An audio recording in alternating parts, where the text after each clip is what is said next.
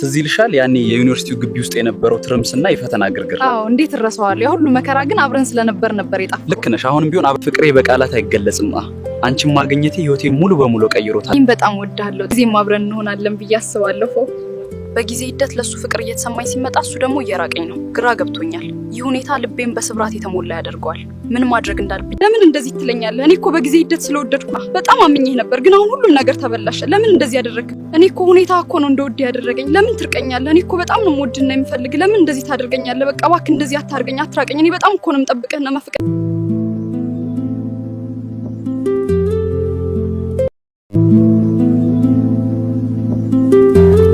ሰላም ውድ የቻናላችን ተከታታዮች፣ እኔ ይወባላለሁ።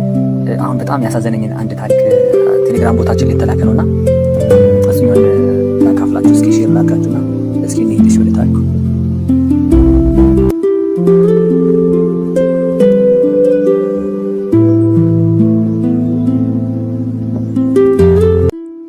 እሺ ታሪኩ ይሄ ነው። ሪሌሽንሺፕ ይላል።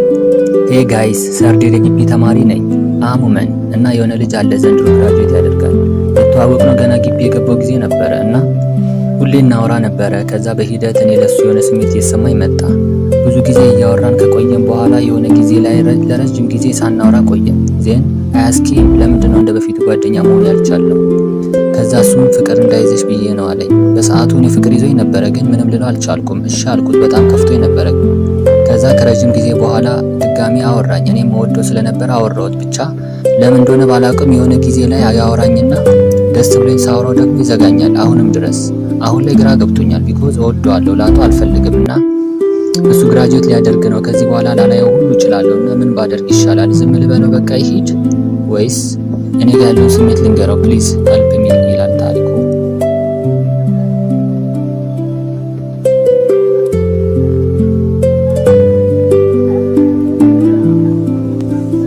እሺ ታሪኩ ይሄ ነው።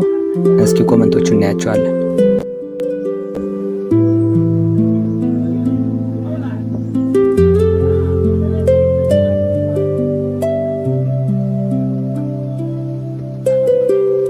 እኔ አሁን ግራ የገባኝ ስቀርበው እየራቀኝ ነው፣ ደግሞ በአሁኑ ተመራቂ ነው። እኔ ጋር ያለውን ስሜት ልንገረው ወይስ ዝም ልበለው ይሄድ ብዬ በጣም ተቸግሬያለሁ። ምን ይሻለኛል ብላችሁ ታስባላችሁ?